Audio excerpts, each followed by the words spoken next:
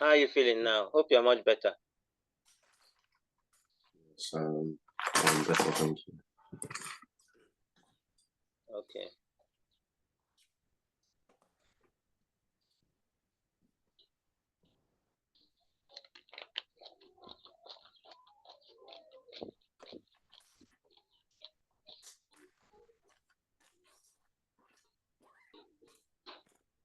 Okay.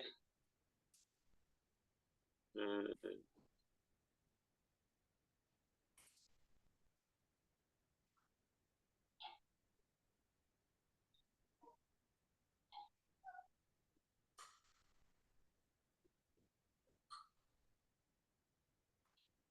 Okay, this is a combined science, right?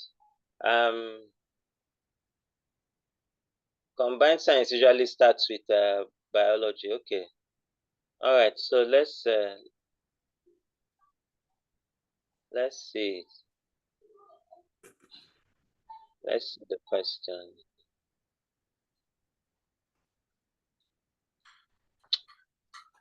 Okay. Okay. It says draw one line from each type of cell to the organ system where the cell is found. Ah, okay. Brain cell. That should be nervous system. Red blood cell should be circulatory system. And sperm cells should be reproductive system. Is there any other one after that? I think that is just these three, right? Yes. Okay. Okay, so I think that's it.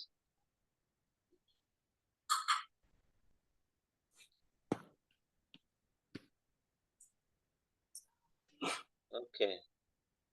I think we've seen a question like this before, but it was asking us for the different ways a sperm cell is adapted for its function.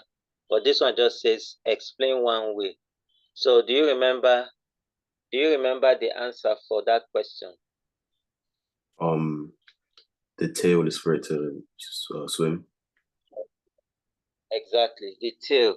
And then the tail helps it to swim, right? Yes. And then what else did we, just in case they ask for more? We said its shape. Its shape. No, the term for that, the exact term for that, but its shape equally helps it. It's kind of like shaped like an arrow, so it can move quickly in while it can swim faster. Streamline, more like. Okay. Okay, so I guess that's it. One way it's adapted. Can move on. Okay, so it says oxygen molecules are shown inside and outside the cell. Okay, so that's the key for this diagram. The small circles are the oxygen molecules. What does it say next? It says give one way you can tell that the cell in figure 1 is not a plant cell. Okay, so now do you know that some of these questions they're just trying to test your knowledge of basic things. Now, we all know that a plant cell, um, the animals, humans, animals, and plants live in a kind of synergy. What do I mean by that? Synergy in the sense that what we give out, they take in, and what they give out, we take in. So that's like a trade by barter, somewhat. So we take in oxygen and give out carbon dioxide. They take in carbon dioxide and produce oxygen for us. So this cell looks like it has a lot of oxygen outside it. If you follow the diagram, it seems like we have a lot of those small circles outside it. So um so it's saying give one way you can tell that the cell in figure 1 is not a plant cell.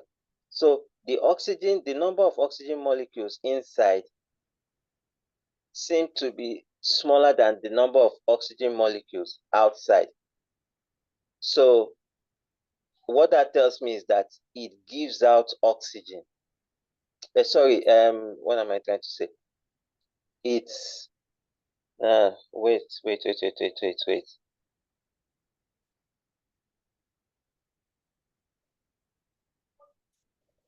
Oxygen molecules inside 1, 2, 3, 4. I have more oxygen molecules outside. We breathe in oxygen, breathe out carbon dioxide.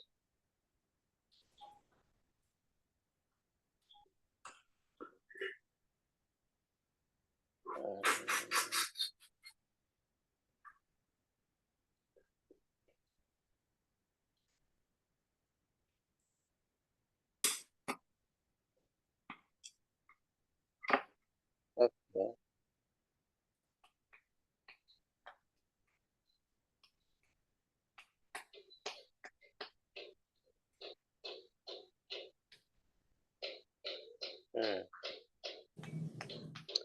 I'm trying to see something here. We have more oxygen molecules around this cell, inside and outside the cell. Okay, so I think we can conclude that this is not a plant cell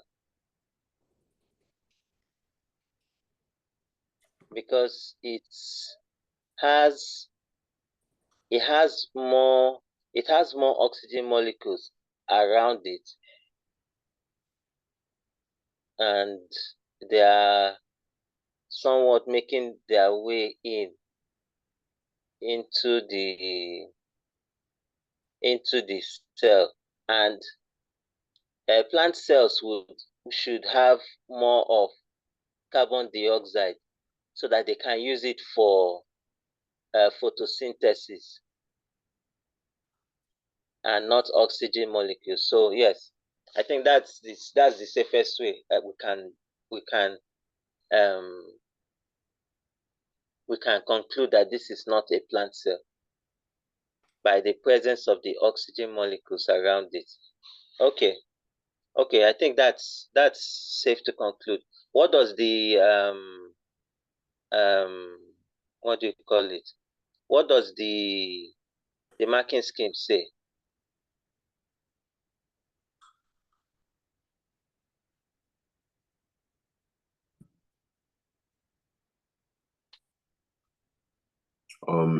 A cell wall, a large vacuole, and chloroplast. Sorry, I didn't get that. Can you repeat what you said? A cell wall, Okay. a large vacuole, and chloroplast. Okay, cell wall, a large vacuole, and chloroplast. Okay. Okay, cell wall. Okay. So plant cells shouldn't have cell walls. Large vacuole and chloroplast. Absence of a chloroplast, did it say that? Or the presence of chloroplast? Yeah, it says chloroplast. Okay. Okay. So plant cells would have had chlorophyll, for which they would use for photosynthesis. Okay. Okay then. Let's move on.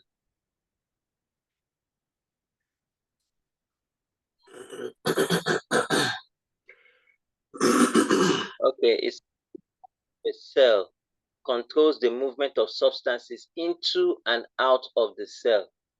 That should be the cell membrane.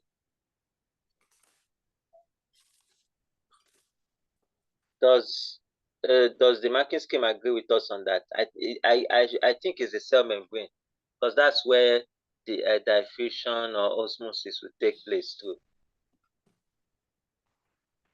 Yes, it's the cell membrane. Okay. Okay, let's move on then.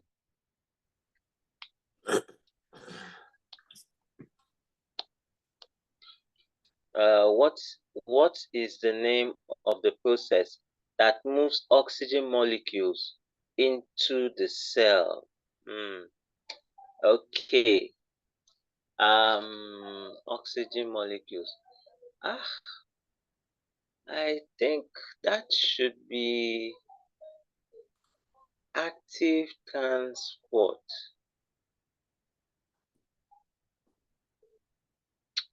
Okay. So I'm thinking if it's a cell, diffusion is usually happens for gases. But in this case, the oxygen molecules are not, it's not really a gas per se. In that form, it's in its aqueous form. So I'm thinking it should be active transport.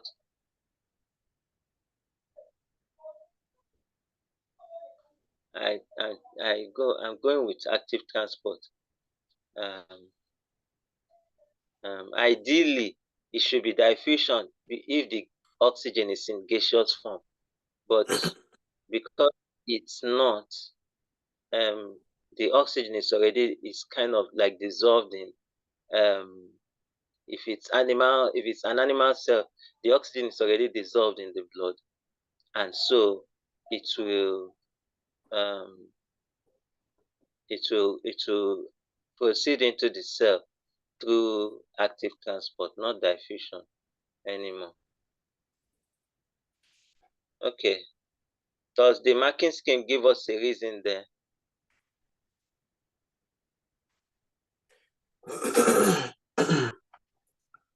I should read the reason.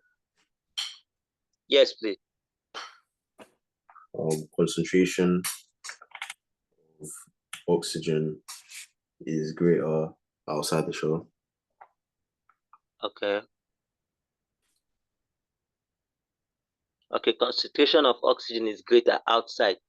Okay, so does it conclude that it's active transport or diffusion? Diffusion. Oh, okay, okay.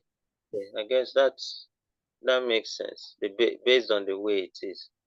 Okay, so it's not active transport. Um, okay, let's go to the next question.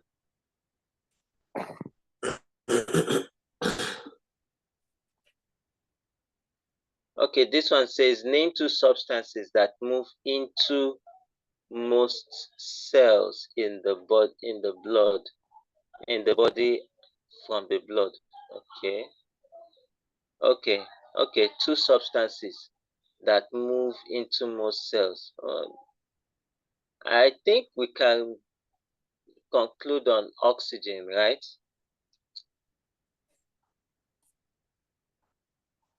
Yes. Oxygen is, it says do not refer to oxygen in your answer. Okay, no problem. Let's look for something else that would go into a typical cell in the body. Should we say glucose? Glucose, so that for energy to be produced. So glucose, that's the uh, the broken down form of carbohydrate. That's glucose. Glucose and what else? Um, what else? What else? What else? What else?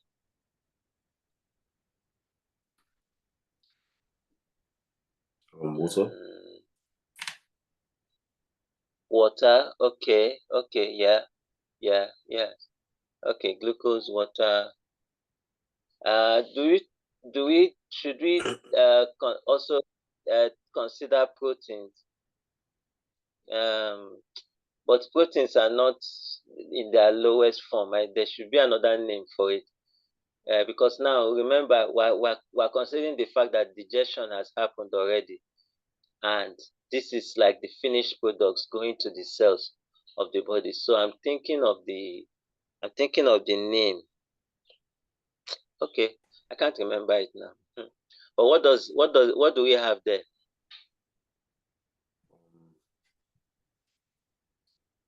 Glucose, sugar, water, Okay. amino acids, fatty acids. Yes, that's the word. Amino acids. Those guys are you remember the, NH3, NH4, those class of compounds. Those compounds that are from nitrogen and hydrogen. So those are amino acids. They are the broken down forms of proteins. Then fatty acids are also the broken down forms of fat. So sugar, glucose, amino acids, and fatty acids, then water. So yes, good. Okay. Says do not refer to oxygen. I guess they knew that we would somehow talk about oxygen. Okay, we can move on.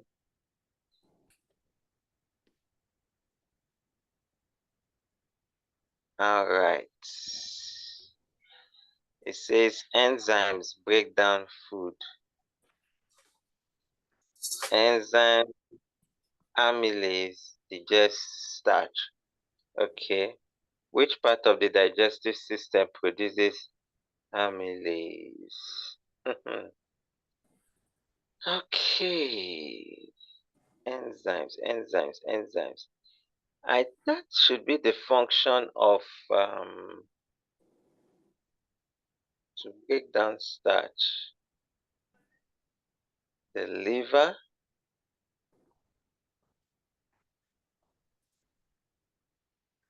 Okay, I think I'll go with A. That should be the liver. Its proximity to the stomach should help with production of starch. Sorry, production of amylase, so that starch can be digested and broken down into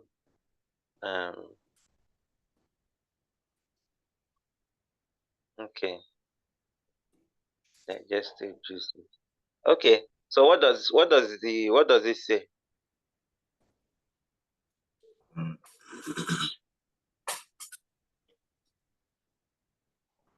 it says C. Oh, the small intestines. Really? Okay. Okay. Okay. The small intestines. Hmm. Okay. Okay. Does it say what it says? C is small intestines, right? Yes. Okay. Okay. Okay. I wasn't too sure of that, sure. Okay, let's move on.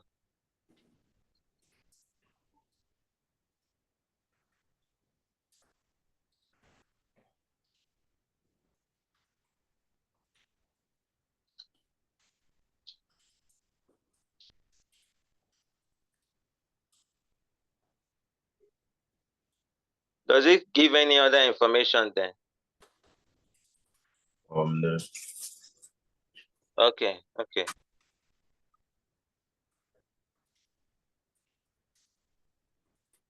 Okay, we can move on.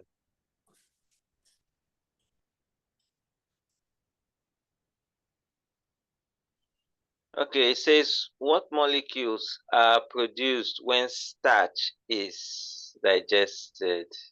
Of course, we know the answer is sugars. I mean, it can't be fatty acids and it can't be amino acids. Amino acids are from proteins, fatty acids are from fats and oil, while sugars, glucose, and etc.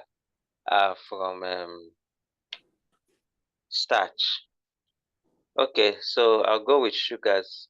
And then the next question says, where is digested food absorbed into the blood. Okay, so it's obviously where digestion ends, which is the small intestine. Okay, it's not like it ends perfectly, but it's the small intestine where you have all those tiny um, um, um, tissues that help to absorb digested food into the blood. Okay, so I guess the marking scheme agrees with us on both of those, right?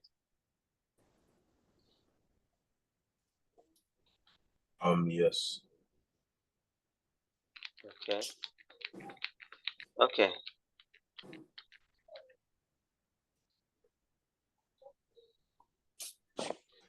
Okay. Let's move on.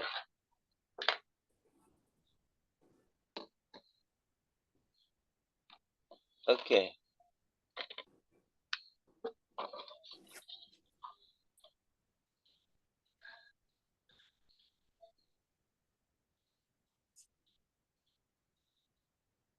This one looks like one of those experiments.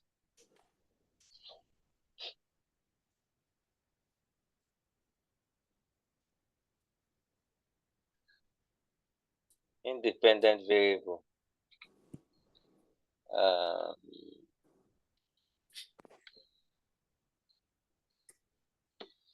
one that doesn't change. Let me see.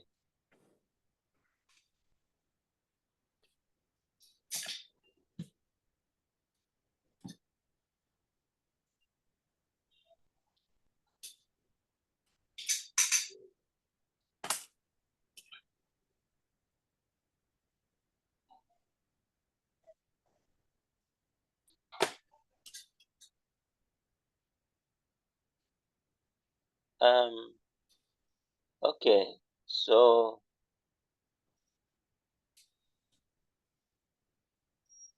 I think it says what is independent variable in this investigation.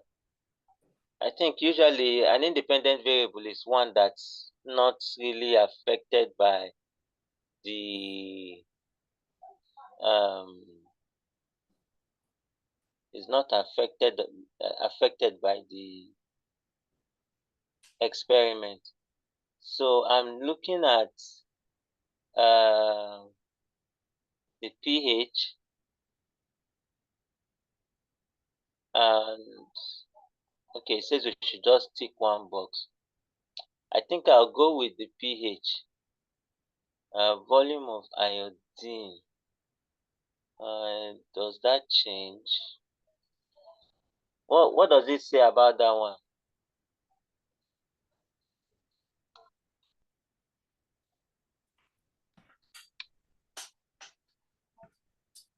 Yeah, it says the pH of the solution. Okay, okay. No, yeah, that one doesn't it's not affected by anything in the experiment. Okay, let's move on.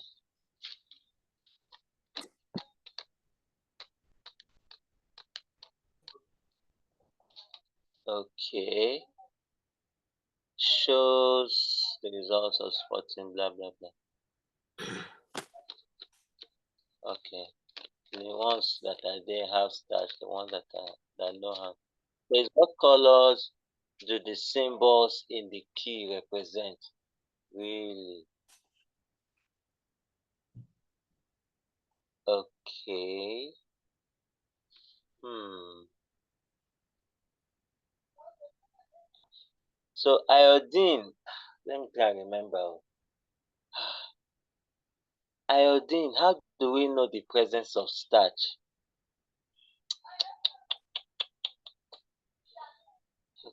Okay. Is it blue black? Blue black, blue black. I'm not sure.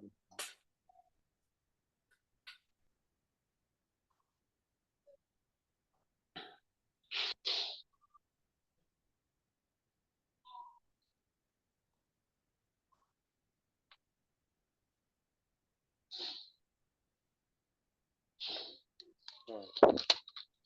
Okay. I'm not sure of these color changes. No,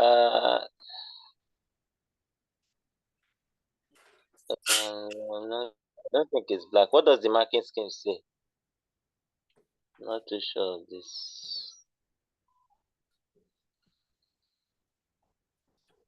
It says the starch is black and Okay, no starch is orange. okay. The where there's no starch is orange. Okay.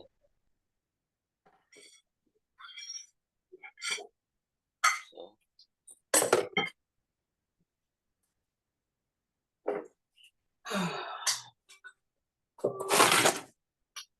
okay. Okay. Well, let's move on. Ah. It says look at the results for pH of 6 in figure 3. It says how many minutes did it take for all the starch to be digested at pH 6? Okay, I think this is a graph.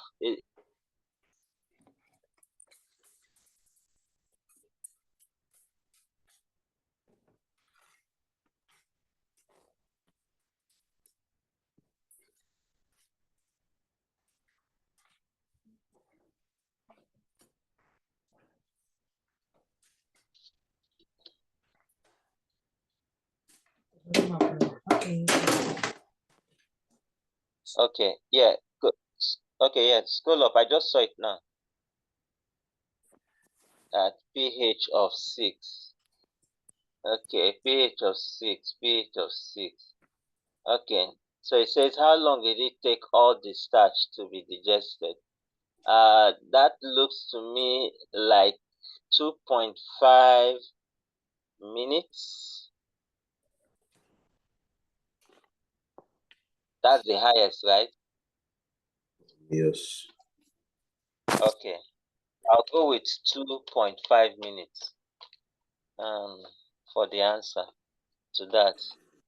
Then the next question says, what was the optimum pH for the amylase to work? I'll say pH of 5. pH of 5 was the optimal because the optimum pH for the amylase to work. The amylase seems to take its time for pH at a pH of 5, right?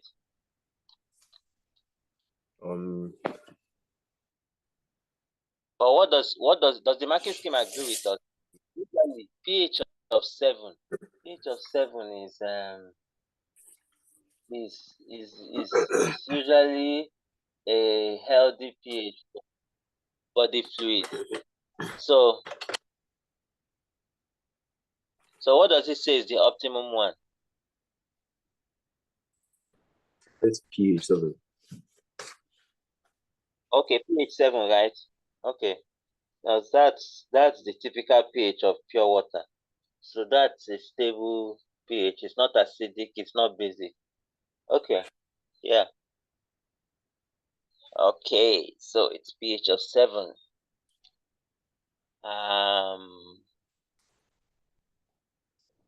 Okay, is that a graph? What's that line? Okay, I think there's nothing on that. Okay, it says plants need water for photosynthesis. Okay.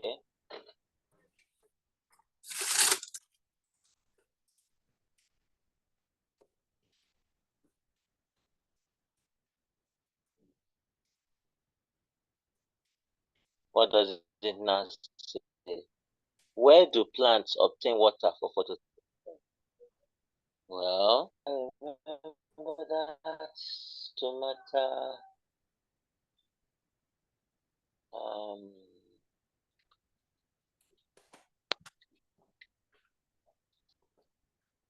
okay, so I think two things should come to play here. Transpiration happens.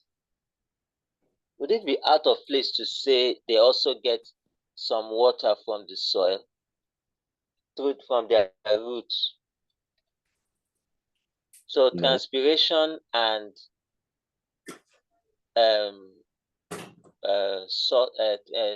through the stomata, and then the roots too. That's a possibility, right? Yes. Okay. Okay. But does the marking scheme give us any other hints?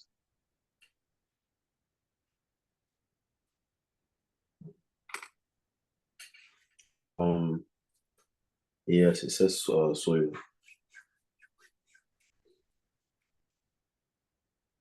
From the soil, right? Yes. Okay. All right. Okay. Okay, let's go on to the next one. It says plants lose water from their leaves through small pores called stomata. Okay. Okay, that's loss of water. What does it now say? What is the evaporation of water from leaves called? Okay, that's transpiration. I think that's what I was talking about now. So that's not actually a source of water, it's loss of water. Okay, so yes, I'll go with transpiration.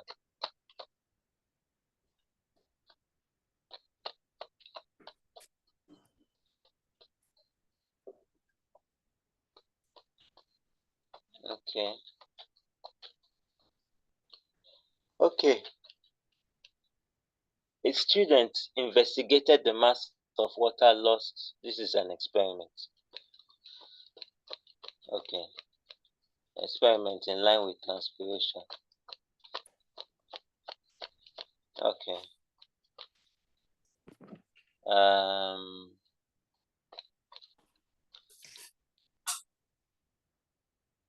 If this table shows the result, calculate the mass X in table 1.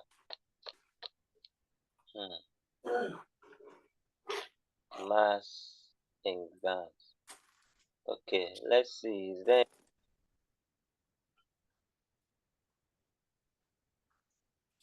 let's see the relationship.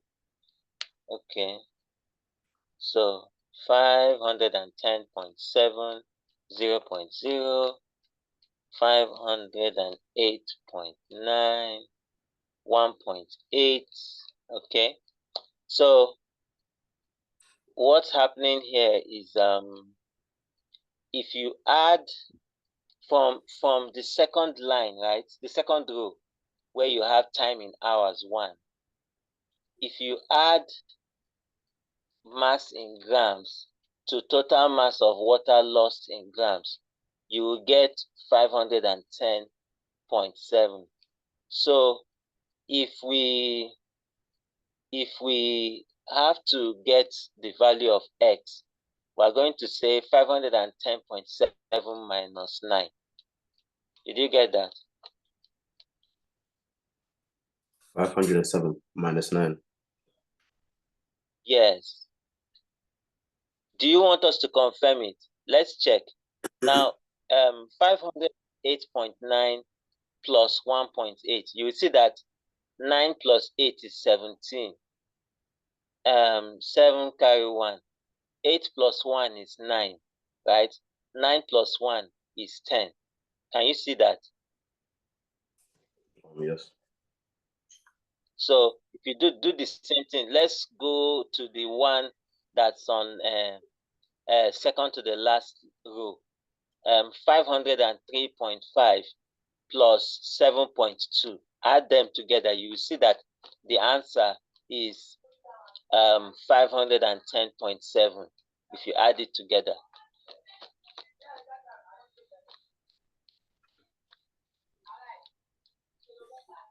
Did you get it?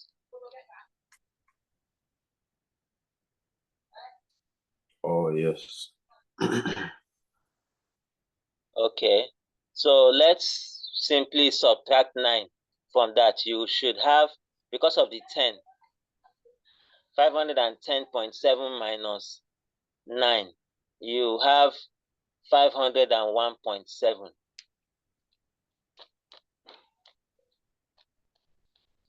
So that should be the answer for the x in that diagram, in that table. Sorry.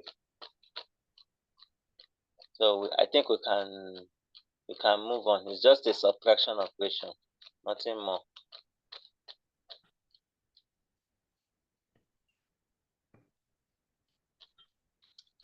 Okay. It says figure 5 shows the results. Okay, it was put in a graph. So it's a perfect straight line graph. Yeah. Expected it. So it says, what was the rate of water loss from the plant? So do you have an idea of how we'll be able to calculate the rate of water loss?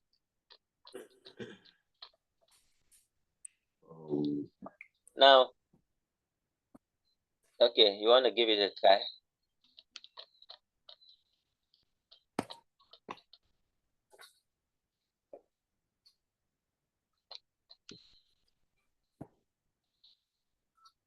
So this is the idea. Anytime you have the word rate, right?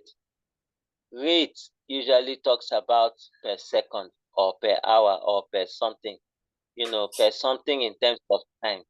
So if you look at this graph very well, right, and look at the units, the unit of the options that you have there, grams per hour, that suggests something to me, that they are simply asking me for the gradient of this straight line graph.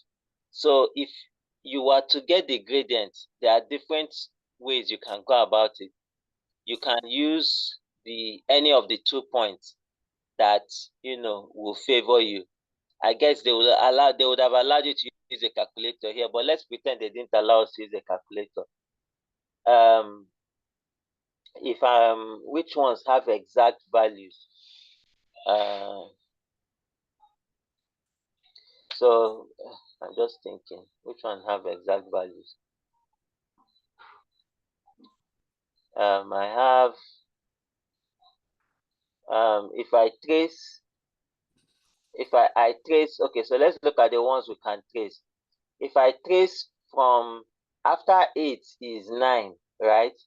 If I trace 9 from the y-axis to the graph, it will take me straight to 5. So I have 2 values now. 9 on y-axis, 5 on x-axis.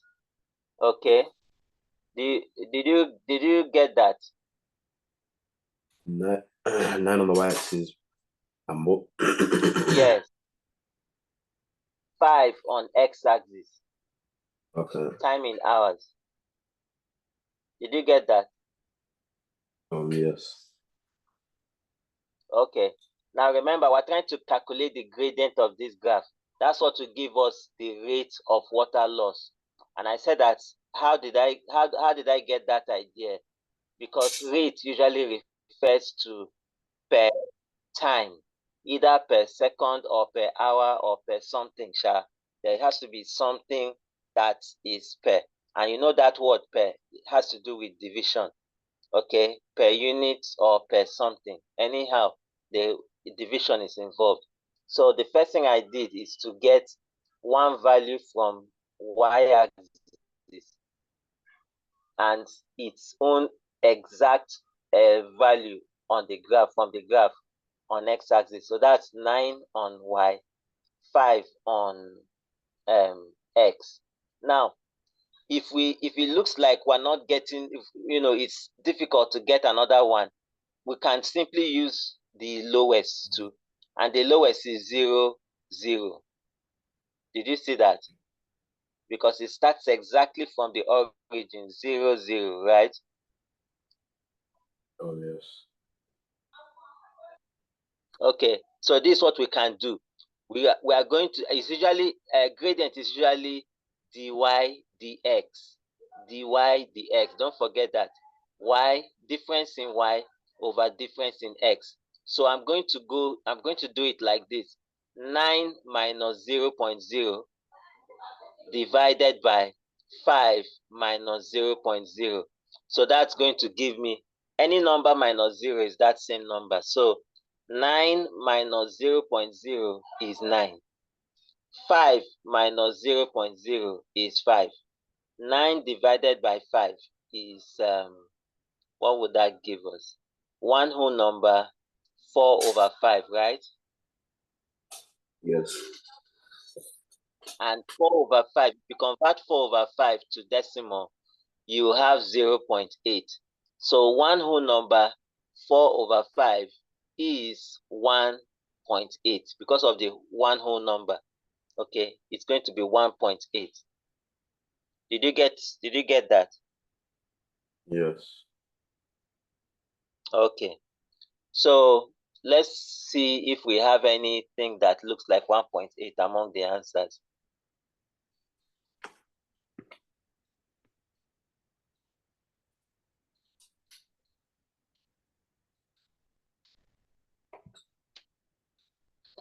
Okay, there you go.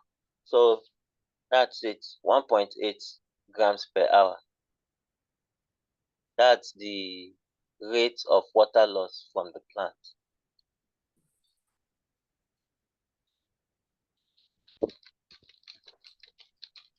So did you get the calculation? Yes. Okay, all right. So in case you come up with a question like this and it's not about rate of water loss, it will be something else. But guess what? The word rate will be there. Now let me just do a bit of digression a bit. In physics, you can think of speed as rate of change of distance with time. So if they were doing an experiment, just like this one, and we measured for each distance covered, we measured the distance and we measured the time it took us to cover that distance. Guess what we are going to have? We will eventually have a table of different distances and we'll have a table of different times. When we plot the graph of distance against time, distance on the y-axis, time on the x-axis, you know what we will have? We will have another straight line graph just like this.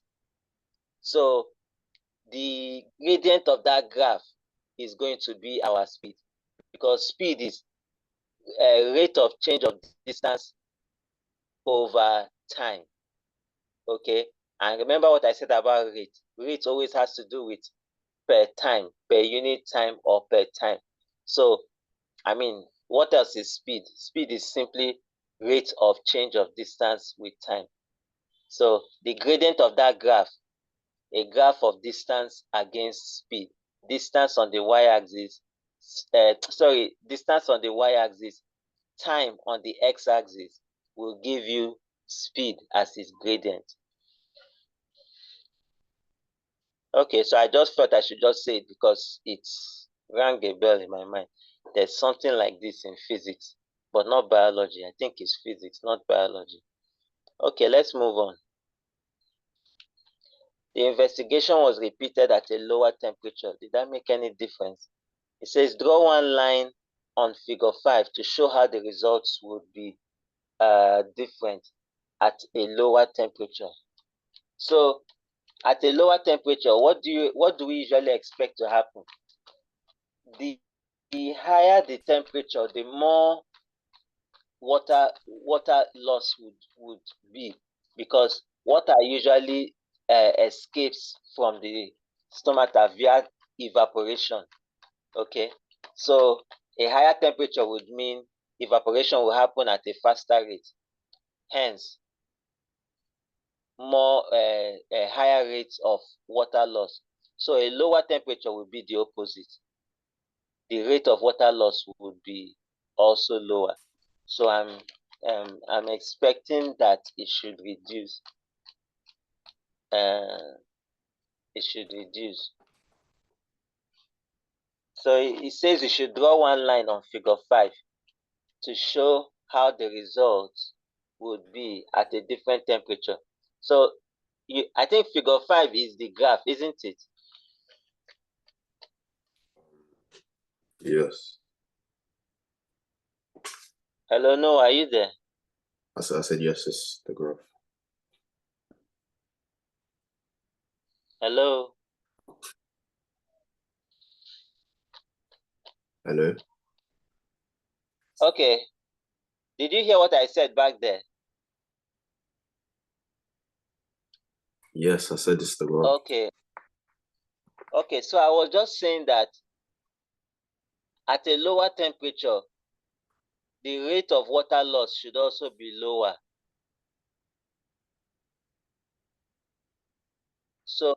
So if you want, let's look at figure 5. If you want to show that rate of water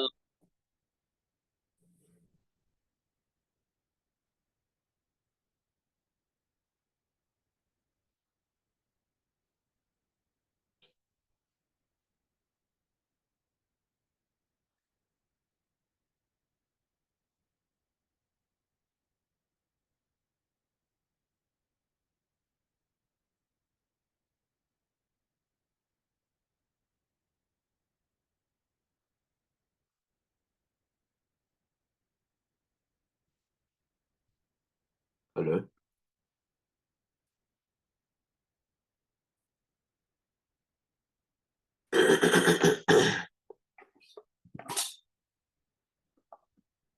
Hello?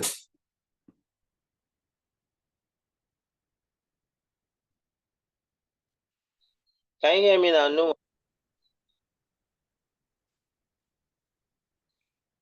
Yeah. Okay. So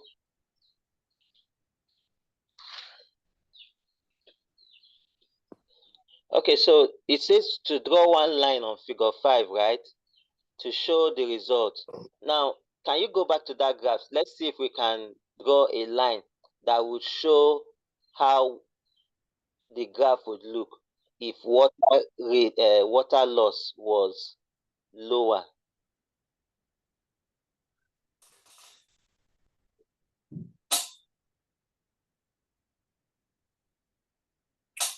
I can't draw on this one.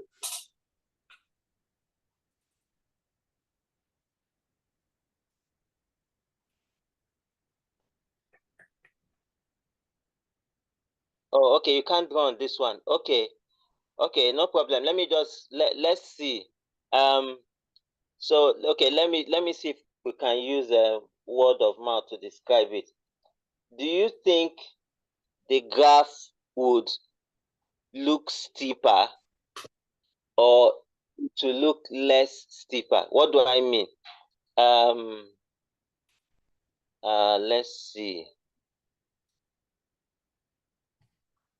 Uh, hmm, you can't draw, you can't it. Oh, that's so wrong. Let me see. Let me see if I can. Can I do this? Let me see if I can. Let me see if I can do. I remember when I tried to do a whiteboard here, it didn't work. But okay, so let's see. So if we wanted it to look steeper, right? Let me give an example of where um if it was higher, no, if it's lower, where 5 would have been. Right now, 5 is at 9, isn't it? Yes. That's where you have 5 hours. It corresponds to 9 on the y-axis, isn't it? Yes.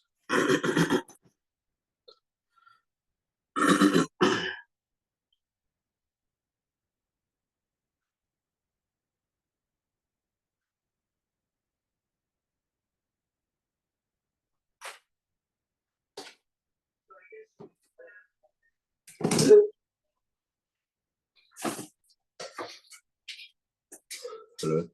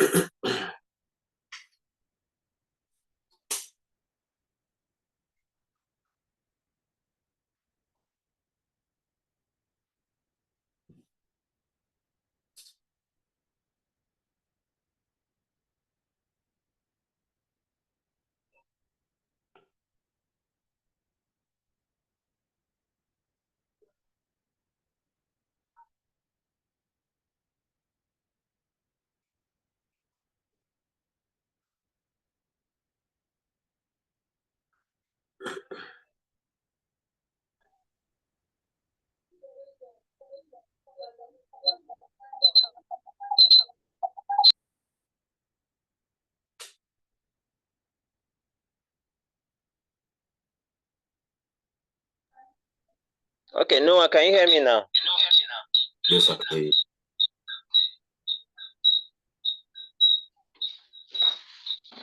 Okay.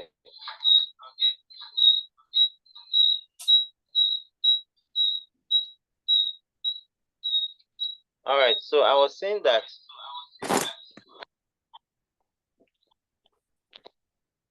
right now 5 is corresponding to 9 on the y-axis, isn't it?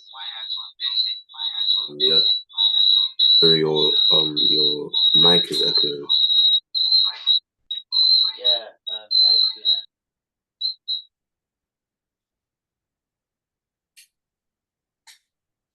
Okay. Can you hear me better now? Yes. Okay. Well, just um right now 5 is at 9.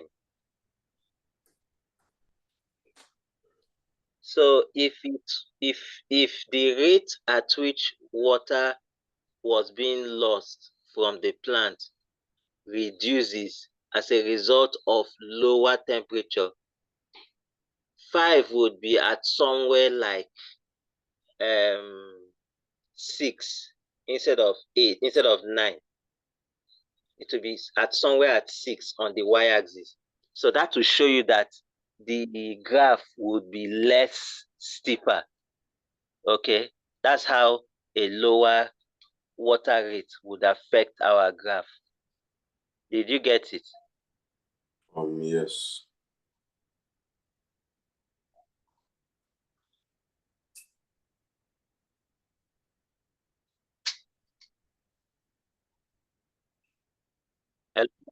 Okay, you got it right.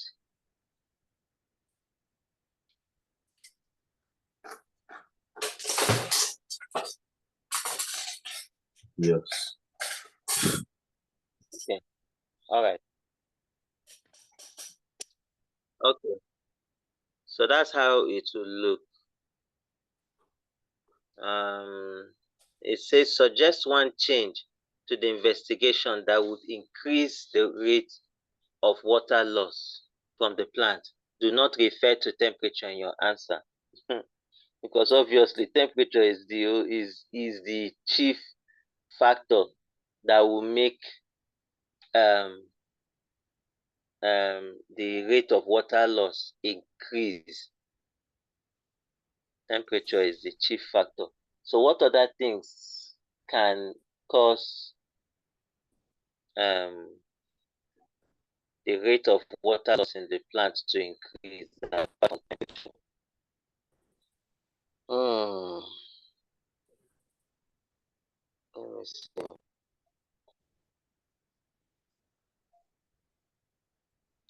Suggest one investigation.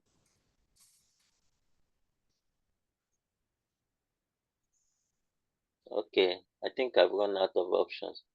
What does the scheme say? Um, increase to light intensity, increase air movement, Oh, and the light decrease it in intensity. yes. Okay. Okay, and what was the third one? Decrease it in humidity. In humidity. Okay, that's interesting. Okay, humidity. Okay, humidity. Yeah. Humidity is the amount of water vapor in the air. Yeah, that's true. That's true. That's humidity.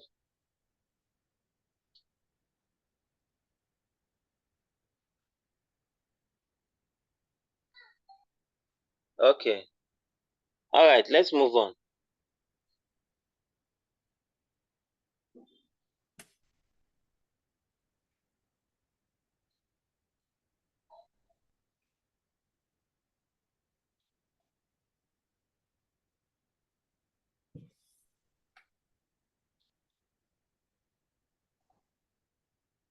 Oh, it's about the heart. It says the vena cava carries blood into the heart from the body. Okay. It says which blood vessel is the vena cava? Right, left. Okay. Blood comes in and blood leaves. Okay. So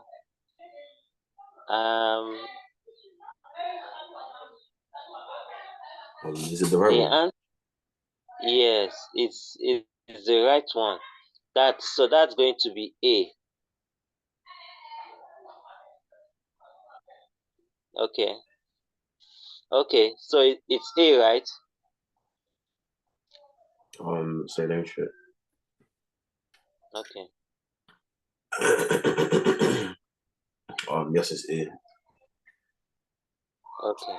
All right.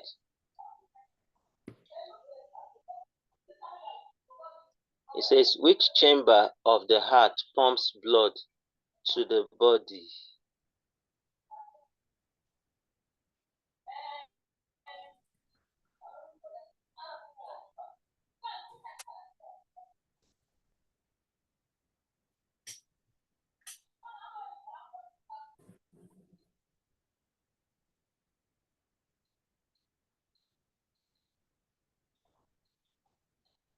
Would that be the right atrium? Right ventricle? No, right ventricle receives.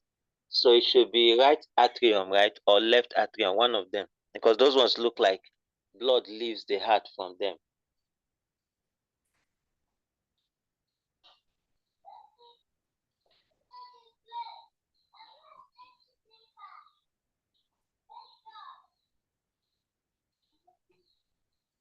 It's the ventricle. It's either right ventricle or left ventricle. So I'm looking at the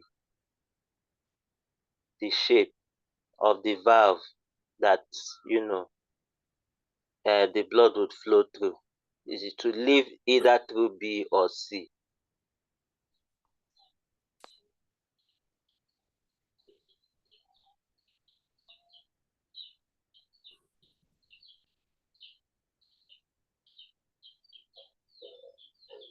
So does the marking scheme say right ventricle?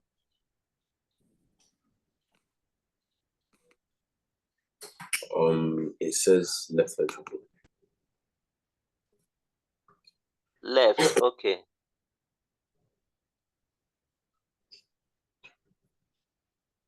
Left ventricle. Okay, that's fine.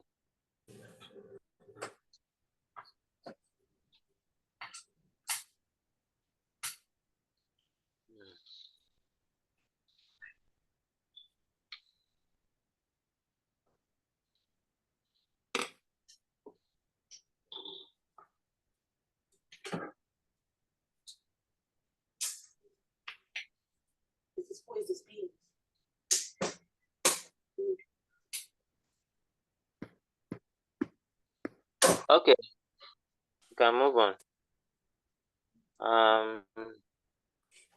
It says, what is the name of the blood vessel that carries blood to the heart muscle? The name of the blood vessel. So that should be pulmonary artery.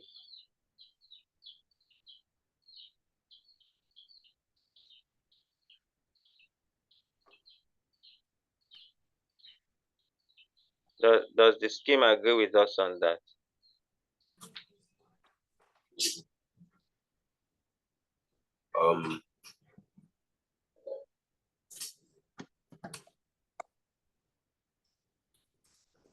Coronary artery. Okay. That's the correct one? Yes. Okay. All right.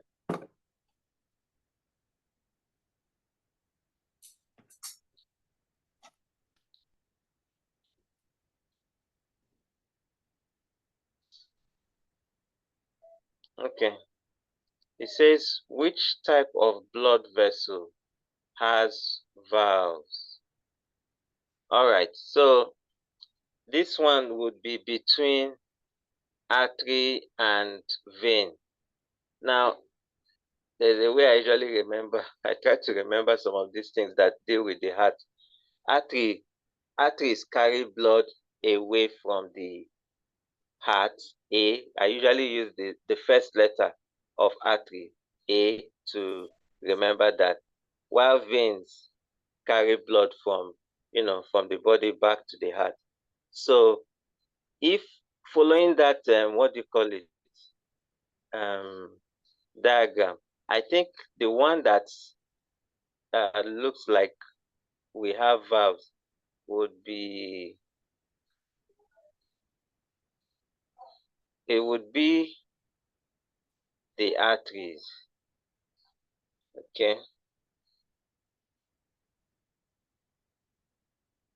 I'll go with arteries.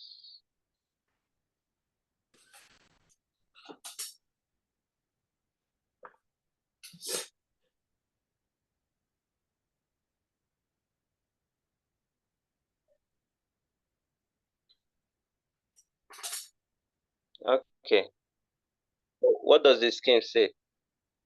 It says the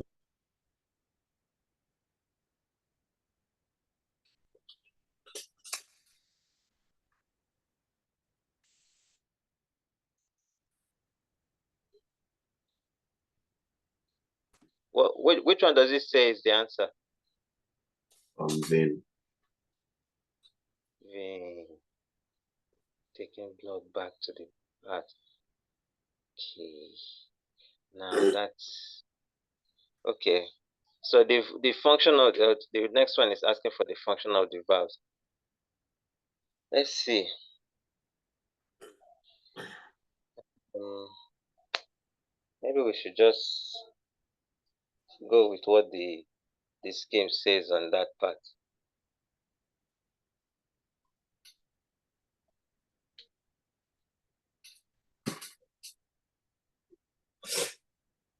Let's have that is terms. Okay. What does the marking scheme say is the function? The function of the valve is to stop blood flowing in the wrong direction. In the wrong direction. Okay. Okay. Okay. All right.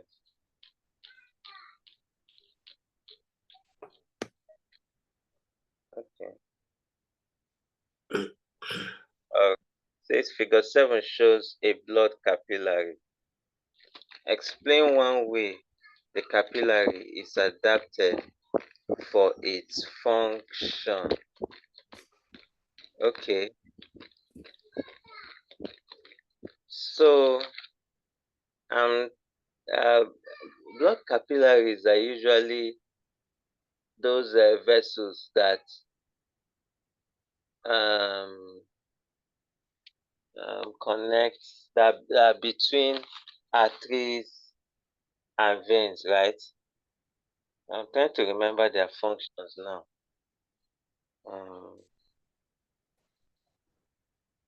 It's been a while. Well, let's see. Each one way is adapted for its function. Okay. Mm,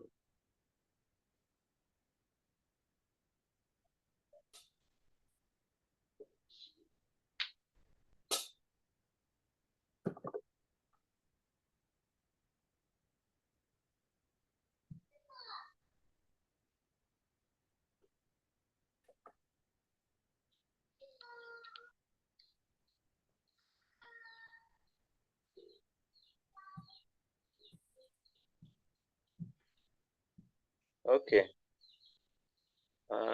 Not, let's see. Oh, what does the scheme say on it?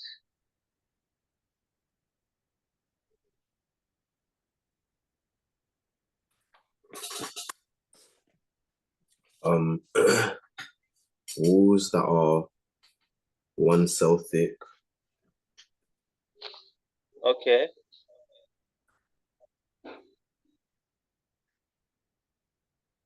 Okay. There is a short diffusion distance, large surface area to volume ratio for exchange of substances. Okay. More substances can diffuse and move at the same time. Mm-hmm. Very narrow, so so are close to cells. Okay. Okay. Yeah. So it's actually right that there are those vessels that come between arteries and veins.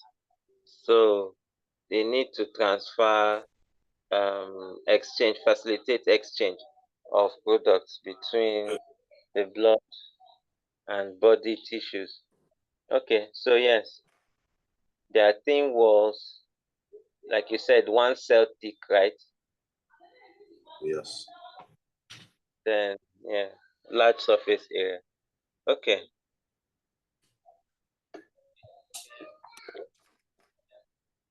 okay, I think we can move on.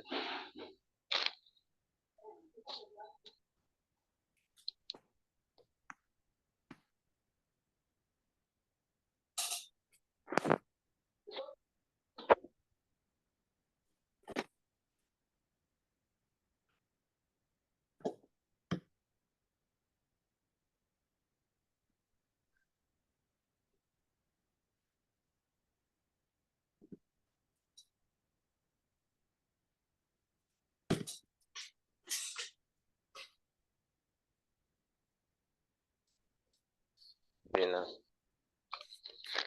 I think you can answer that. What would the answer be? This one. Yes, that's 10 raised to power 6, right? Yes.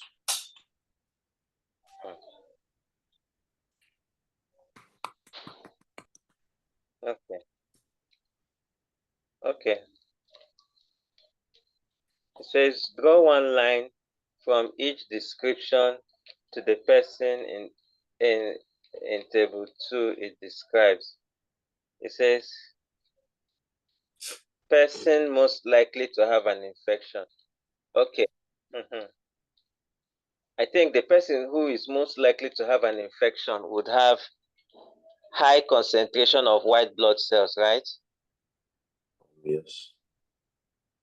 Because the white blood cells will be fighting the infection. Okay. Person whose blood would not clot properly. That would be someone who has low um, amount of red blood cells. So based on the table, let's see if we can identify these people. High concentration of white blood cells and low concentration of um, red blood cells. So I think person W has high concentration of white blood cells, while person Z, person X has the lowest concentration of red blood cells, right? Did I get it? I'm trying to make sure that I didn't mix anyone up.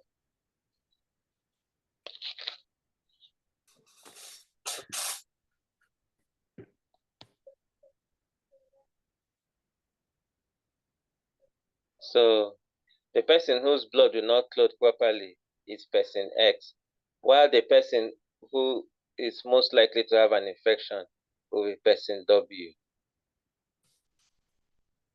Does the marking scheme agree with us on that?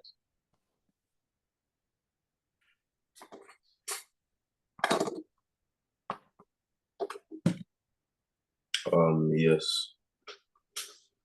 Okay. You understand the reason why, right? Yes, because they have more white blood cells. Exactly. And red blood cells help the blood to clot properly. So if they are deficient in quantity, then that means they won't be able to perform their function well.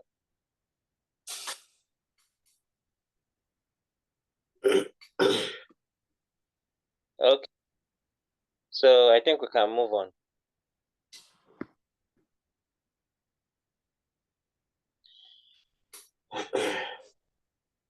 Okay.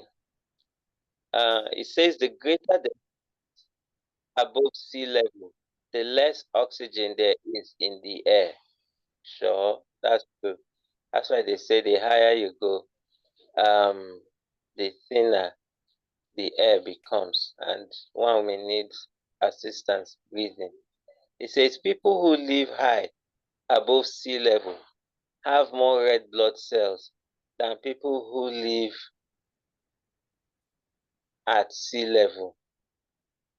Okay, that be to make up for the deficiency in oxygen. It says some athletes train in mountains high above sea level. Explain why having more blood cells will improve an athlete's performance. So we know that red blood cells carry oxygen.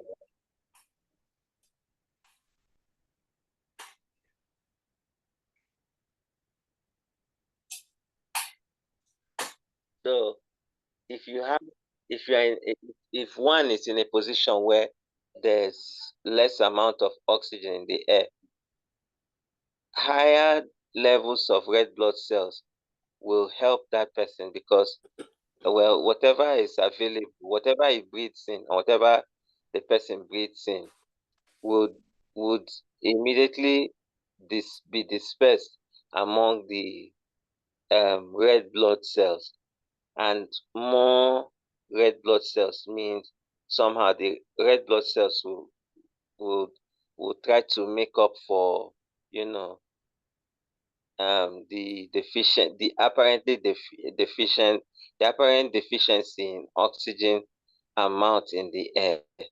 So that way the body would, you know, kind of balance that deficiency.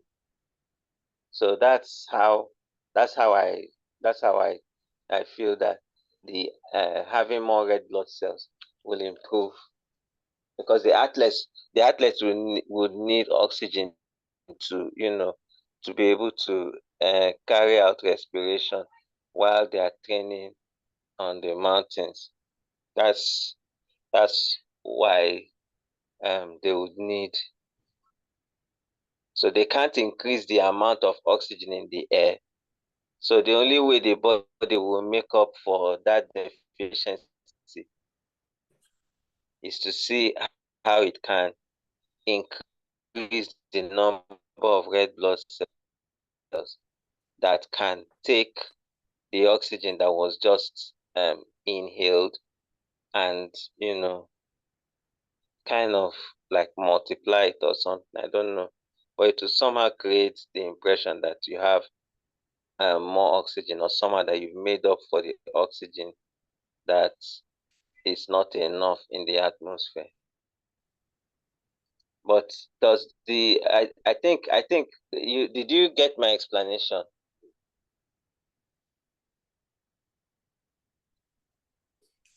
Yes.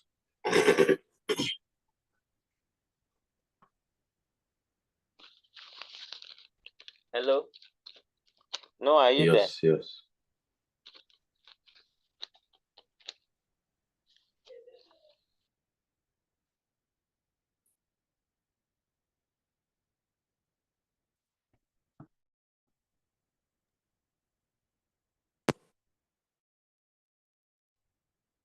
Okay, Noah, can you hear me? Yes. Recording in progress. Recording in progress.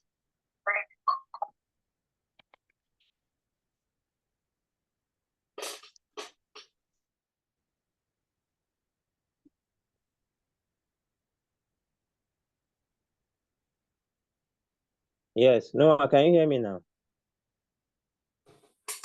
Yes. Okay. I tried to join with a different device, so I don't know. The other one is not really giving me what I want. So, okay. So did you hear my explanation back there about how having more red blood cells would help an athlete? Yes.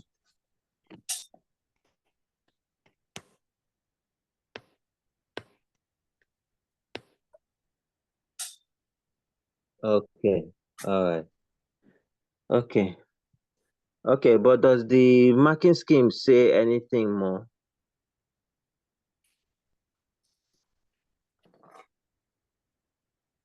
More oxygen can be transported.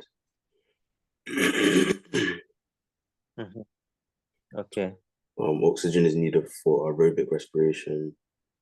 Yes. Yes. More Okay. energy can be transferred and released.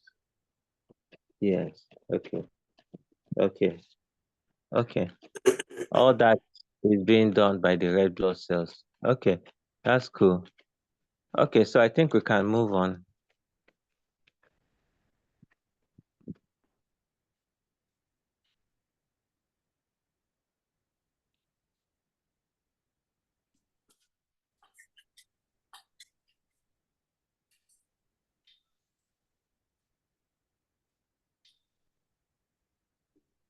Okay. This one is about the circulatory system. Sorry, respiratory system. It says name the parts A and B. Okay, so A is the trachea, while B is the, I am not too sure about B, but is it the bron bronchus or yeah, bronchus, I think. No, wait a minute. I'm not sure about B, but I think D are those ones that are the tiny bits that are the bronchus. I think B should be the alveolus. Not too sure about that. But yes, I'm sure of A. A is the trachea, right? Does the marking scheme agree with us on that? Yes, A is the trachea and B is the one that you were saying before, the bronchial. Oh, the bronchus, right? Yes. Okay, so I guess C would now be um capillary or something, while D would be the alveolus. Okay, all right. Let's move on.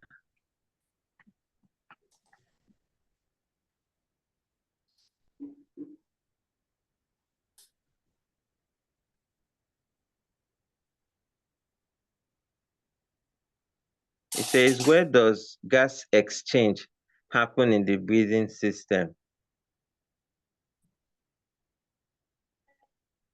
Okay, so I would say that it happens at the point of D,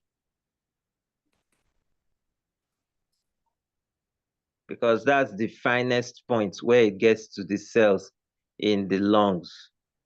I would say it happens at D. What do you think? Um,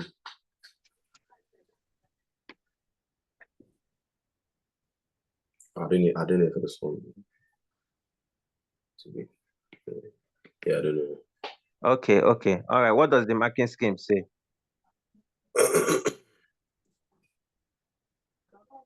Yes, it says D.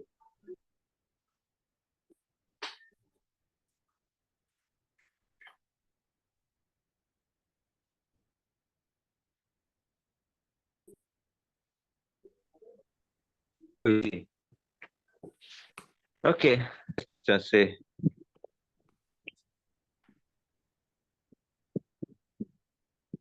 It says give two ways that the lungs are adapted for efficient gas exchange. Okay.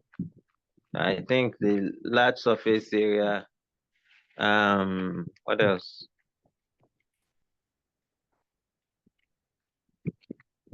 or gas exchange.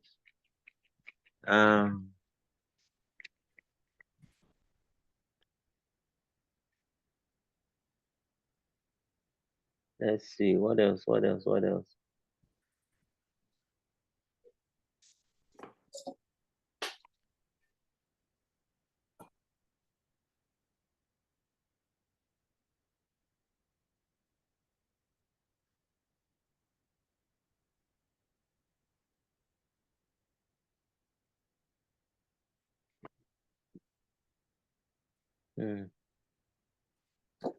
Okay. I just thought of the surface area because the lungs usually expand and in the course of breathing, sac like have this um sac like balloon like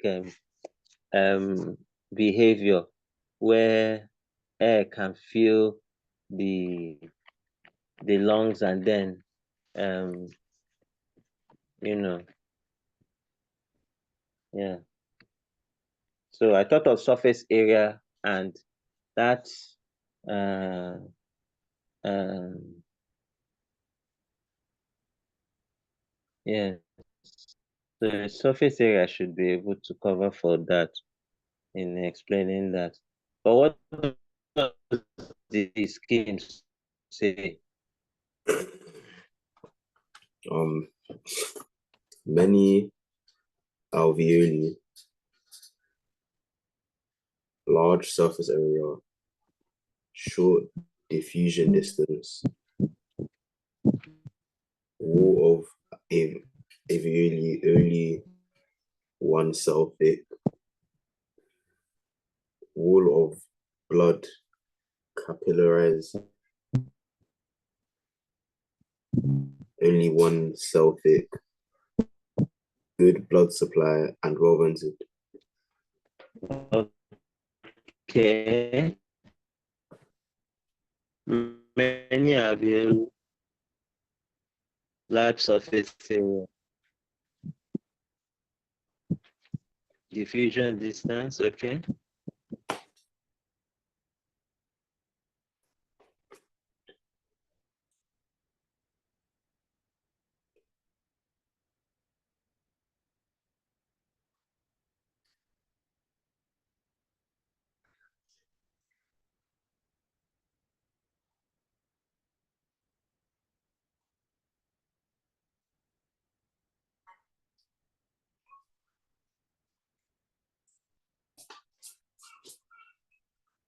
Okay, I'm back.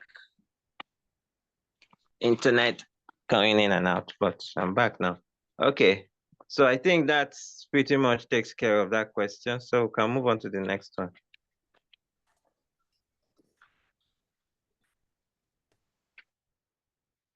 Okay, table 3 shows the percentage of gases in air breathed into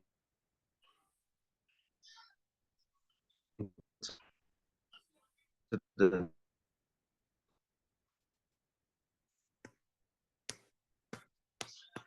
percentage in air breathed out is 4. That's more.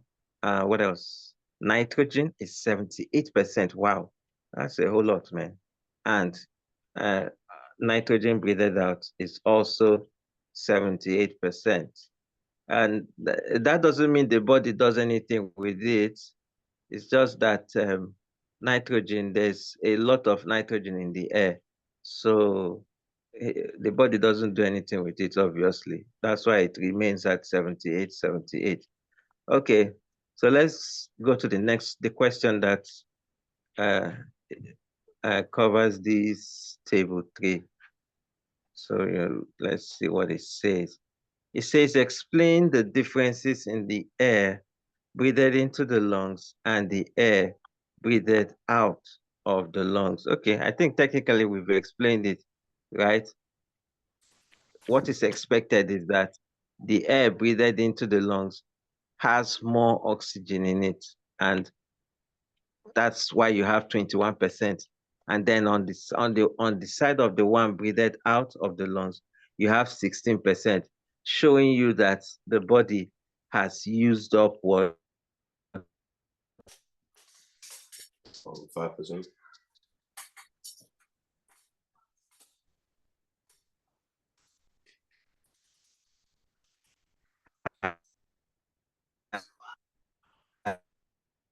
has taken up some oxygen from that breathed in. And then what else? What can we conclude about carbon dioxide? The carbon dioxide in the air breathed out. Why? Because that's where it belongs. Carbon dioxide from the cells in the body. And you now have a higher percentage of carbon dioxide in the air breathed out, right? Yes.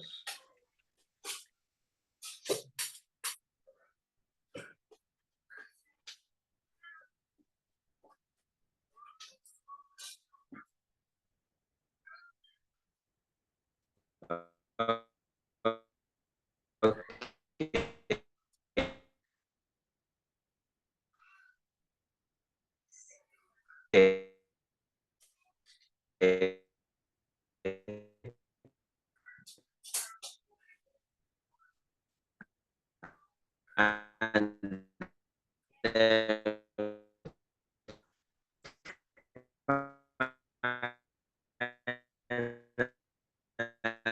And we said that nitrogen stays the same. Why? It means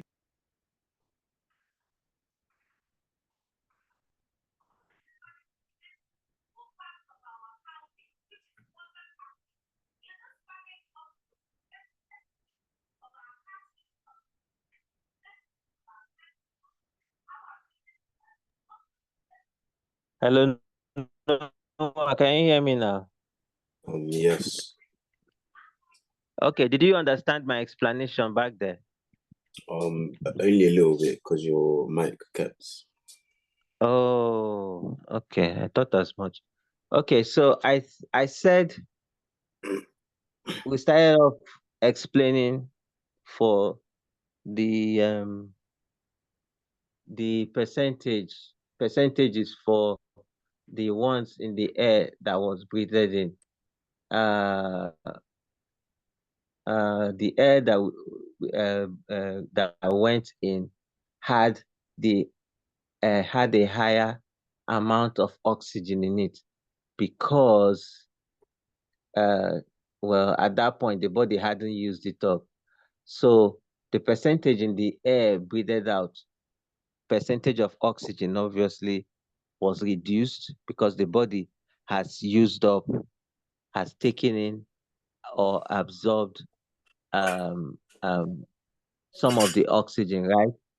Then we said that the percentage of carbon dioxide in the air taken in is obviously smaller than the one in the air given out because the body has now, created more carbon dioxide and pushes it out. So you're expecting a higher concentration of carbon dioxide in the air breathed out, which is true. And then finally, we said for nitrogen, nothing changes. 78 in, 78 out. The body doesn't use it. Okay. Does the marking scheme say anything extra? Um,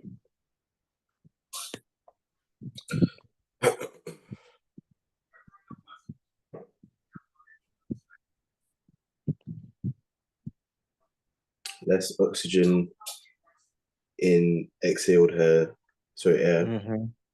Mm-hmm. because the body has used up some oxygen for respiration. Yes, yes. More carbon dioxide in exhaled air than Mm-hmm. inhaled, because carbon dioxide is produced in respiration. Mm-hmm. Carbon dioxide can cause poisoning in high Mm. concentration, Yes, so it needs yes, to be removed from the body. yes, No yes, difference in the percentage of nitrogen inhaled and exhaled, yes, but nitrogen is not used by the body. Okay, perfect. Very much. They agreed with us on all points. Okay, so we can move on now.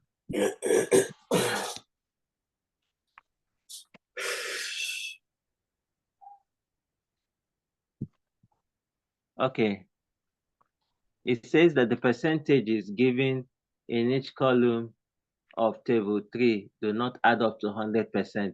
Suggest one reason why. Obviously, they can't add up to 100%. Nitrogen, carbon dioxide, and oxygen are not the only gases in air. There are other gases. There's helium, there's hydrogen, there are noble, the ones that they call noble gases. There are so many. It's just that, for simplicity, we only talked about these three, but there are so many, and the body doesn't make use of them. So there's no need to mention them in the first place. But yes, so that's the reason why it doesn't add up to 100%. There are other gases in the air which were not taken into consideration in this table. Okay, so does the marking scheme say anything more than that?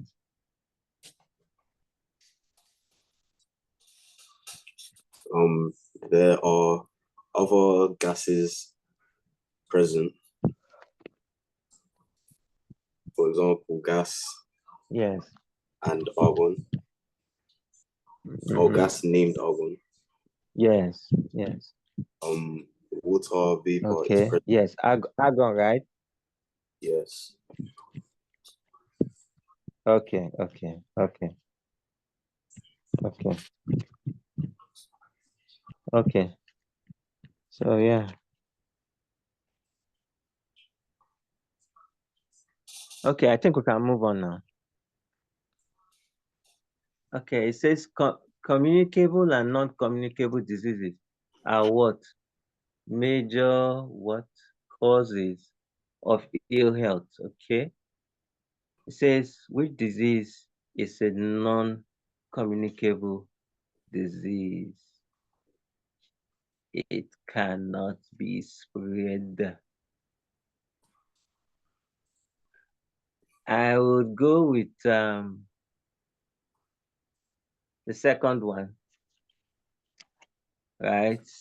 Because communicable means that it can be spread by touch usually, or by breathing, or some agent can carry it. Like malaria. Malaria can be spread by mosquitoes. A mosquito bites an infected person, and that same mosquito bites someone that's not affected or infected. The person can get malaria. So it's communicable in a way. Yes, we know gonorrhea and AIDS are both communicable somehow. They're STDs. So um, the only one that doesn't match it is cancer. Yeah. So are we on the same page with the marking scheme for that? Yes, it's cancer. Okay. All right. We move on. It says obesity is a risk factor for many non-communicable diseases. Okay. It says give one non-communicable disease that obesity is a risk factor for. Ah, okay. Do not refer to the diseases given in. Oh my goodness. They want you to think. Really, really, really, really think. Okay. So can you think of one? I think one that comes to mind for obesity is which one? Uh,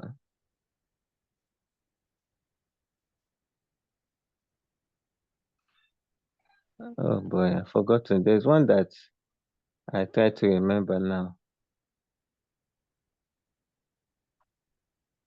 Uh,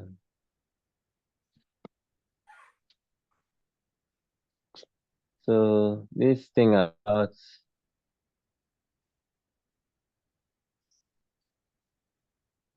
symptoms.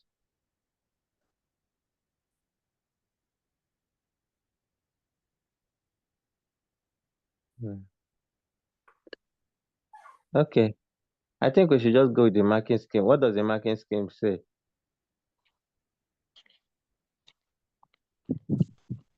Um, coronary heart disease.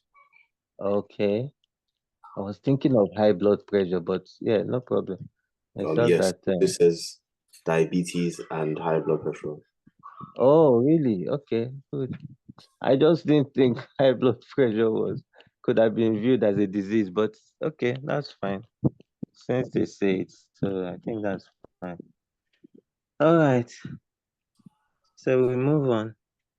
It says national policies are used to help people who are obese to lose weight. Really? One national policy is to reduce the amount of sugar added to food and drinks. Okay. It says suggest one other national policy that could help people to lose weight. Ah,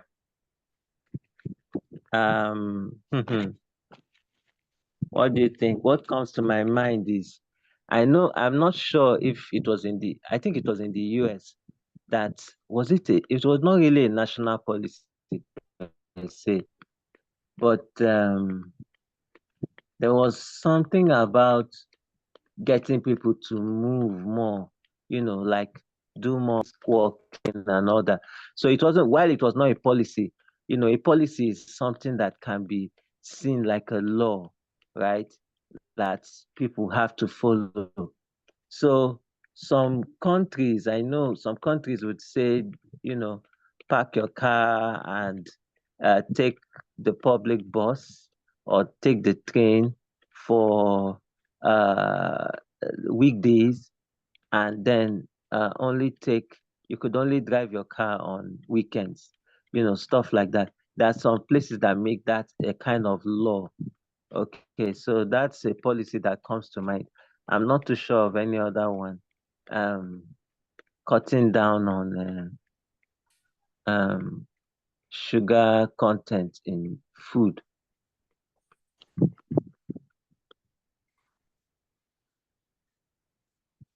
Okay, so what does the scheme say again?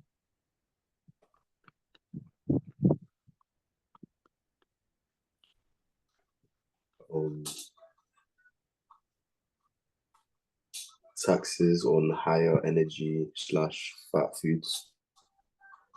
Oh, yes. Okay, cool. Yes, that's true. Of course, the whole aim is higher taxes, right? Taxes on those high energy foods should discourage people from buying them. Um, if that actually works or not is open to debate. I'm not sure it actually works. Imagine someone who's really craving for um, junk food, right? And the person is at that point thinking of the satisfaction they're going to get from the junk food. You think a tax of a VAT tax, a value added tax on the junk food would discourage such a person. Unless, of course, the person doesn't have enough money, but I'm not too sure it may discourage them. But anyway, there are policies like that. True to that. Yeah. Okay. What else does this say?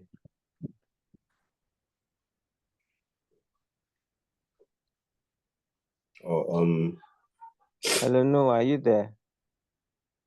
education about diet and health.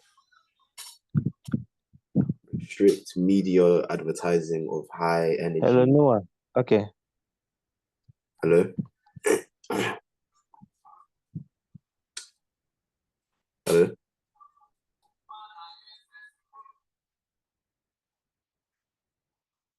Hello?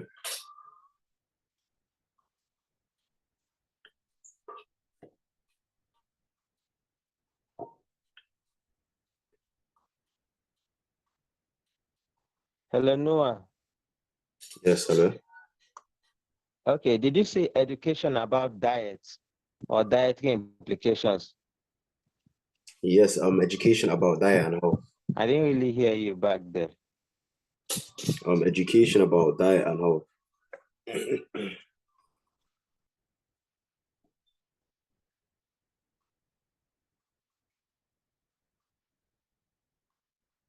Okay, okay, okay. I think I got you back there. Okay, okay, okay, okay. All right. Let's move on now.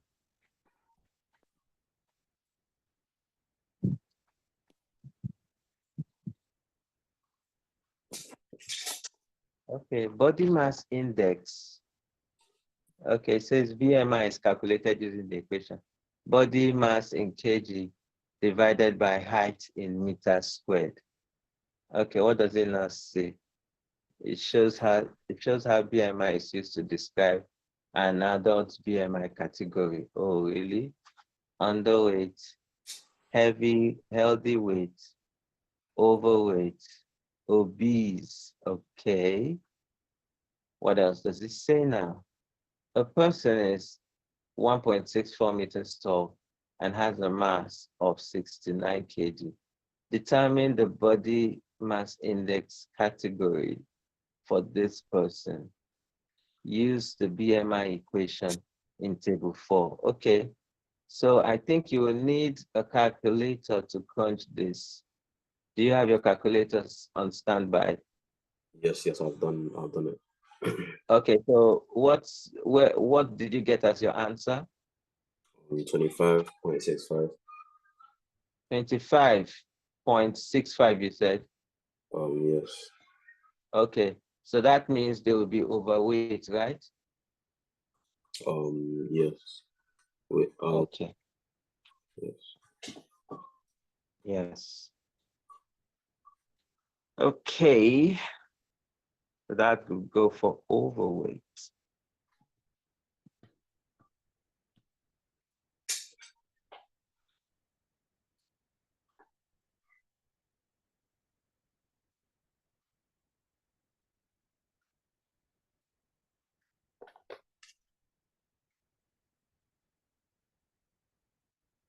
Sorry, could you go back to the table for that table back there?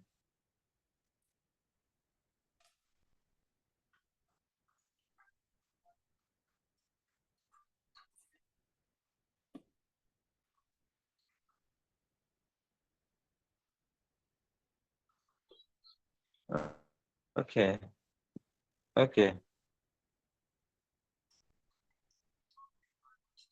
Uh,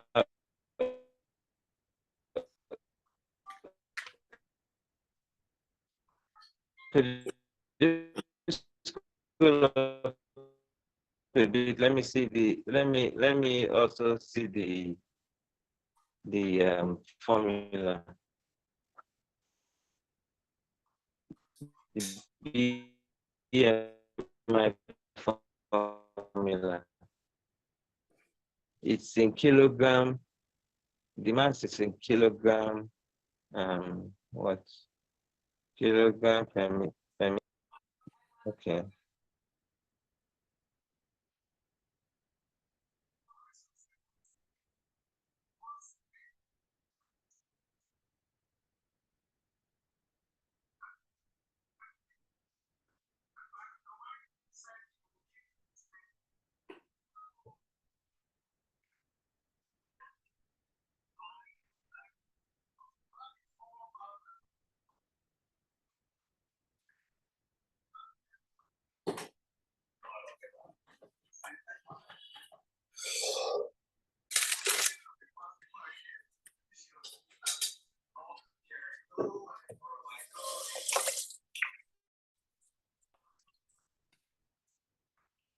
Internet is back.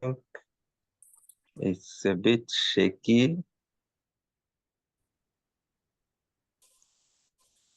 Um,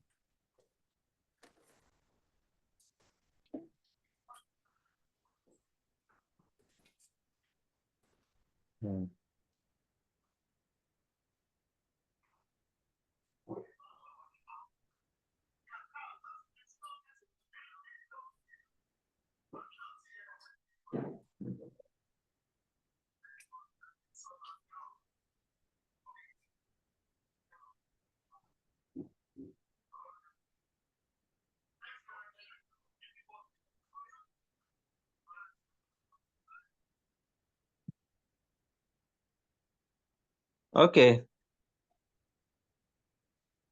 Okay, we can move on now.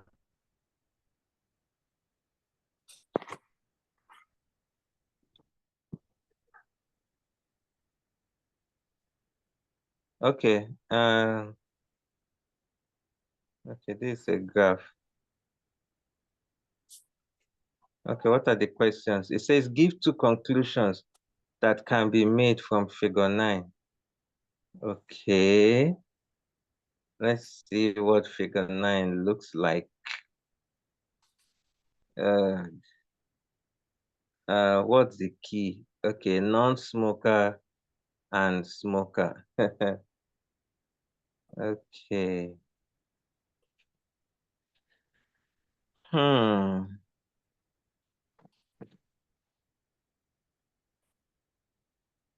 Okay, so I think we can say that mean birth mass of body in grams. For for for the overweight and obese categories, it looks like there's not much of a difference between the mass of the baby, right? The mean weight, the mean birth mass of a baby. There's not much of a difference for the overweight and obese category. So that means that smoking is not a critical or determinant factor when it comes to people who are overweight and obese. They may very well be very close in having um, high birth mass, mean birth mass. But we see more of a difference where you have people who are underweight. Yeah, we can see that for those who are underweight, the smoker has lower birth mass than the non-smoker, right? Yes. Mm-hmm.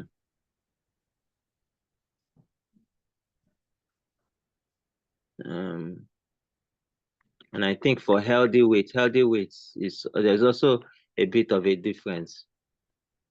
There's also a bit of a difference in terms of the mean birth mass of the baby in grams. Okay, so yeah.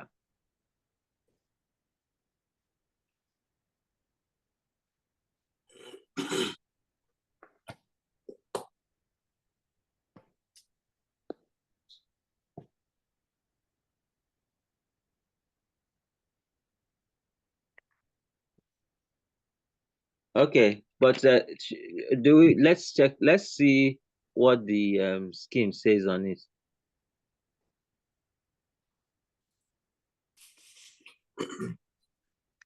Um,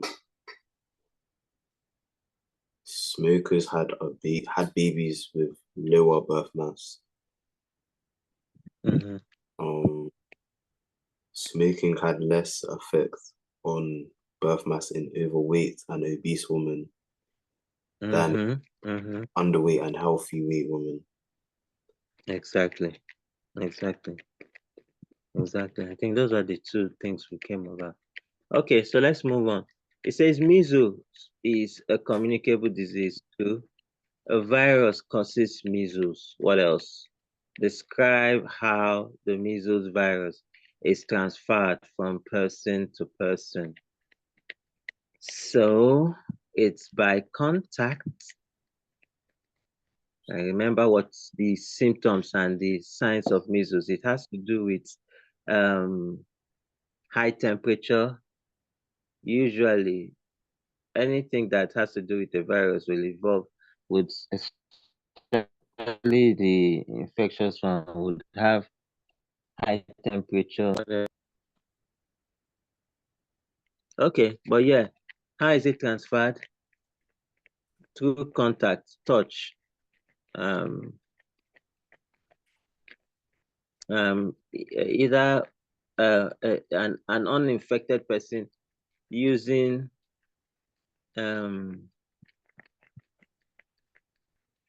either a cloth or something that the infected person has used or has touched, or by direct contact, one of them.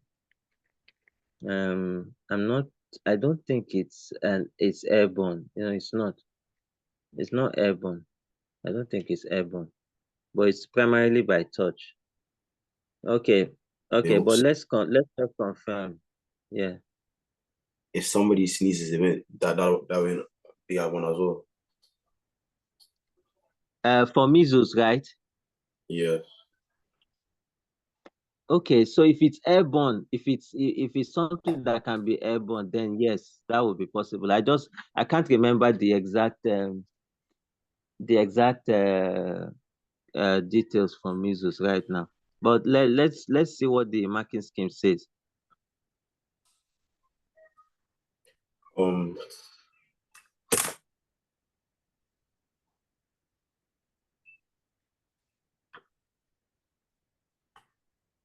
Contact, coughs, sneezes, drop, Oh, okay, slash, that's fine. virus inhaled.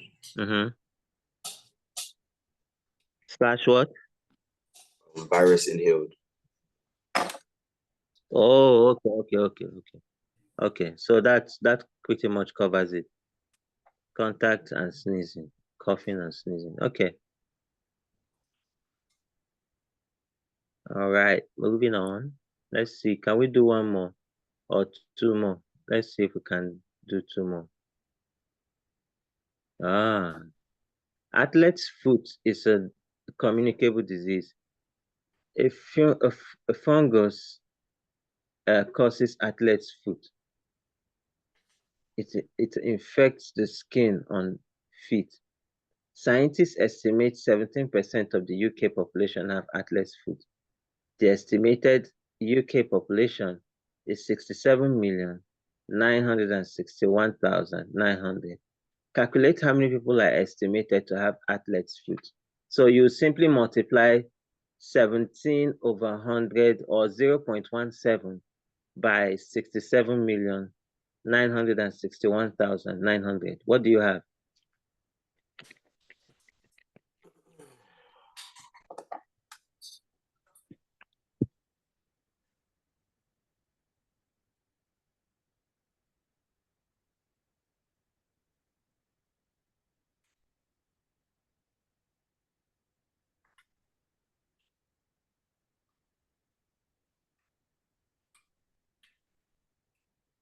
What do you have as your answer? 11,553,523. Okay.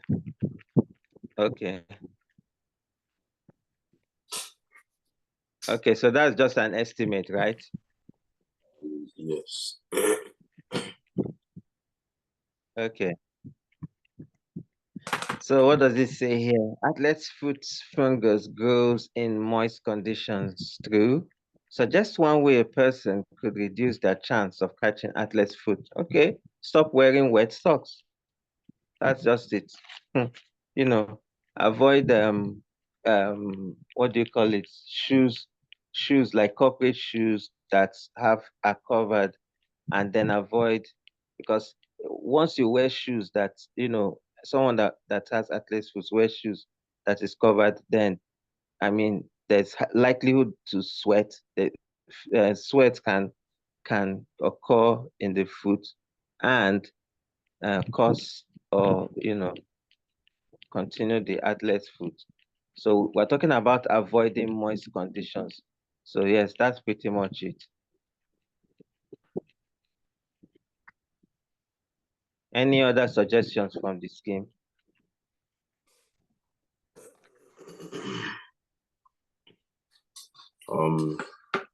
Dry feet thoroughly. Wipe feet thoroughly, okay. Maybe after a bath or something. Okay, what next? Do not share socks. Okay, nice, nice, nice. All right, what next? Do not walk around in public barefoot or contaminated areas. Okay, barefoot. Okay, do not walk around in public barefoot. Okay, Use a okay, fungicide. okay, that makes sense.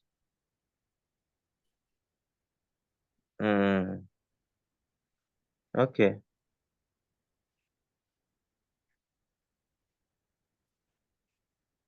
okay, okay. Do we still have a lot of questions or it's almost done for biology?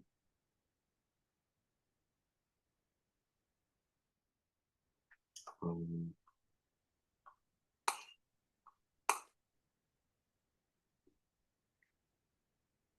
no, I think no, this is it.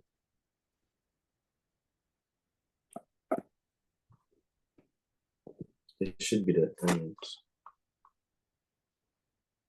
Okay, it's done, right? Is that the Yeah. last one? Oh, sorry. Yes. Okay.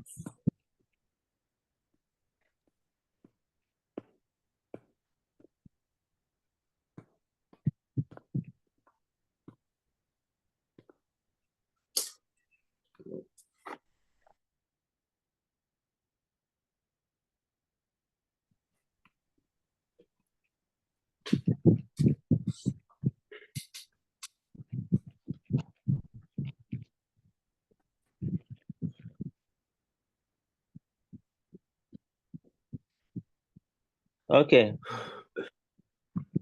So would you be able to do the chemistry and the physics part on your own? Or we'll just look at that in the next class? Yes, you can look at it in the next class. Okay. All right. Okay, so I think on our next class, it's built for Thursday, right? Yes. Okay. All right. Okay then. I think you can enjoy the rest of your evening, but I still haven't seen the maths, the one that you said you attempted, that you were able to do. Maybe Yes. you'll be able to get it across to me before the next class, right?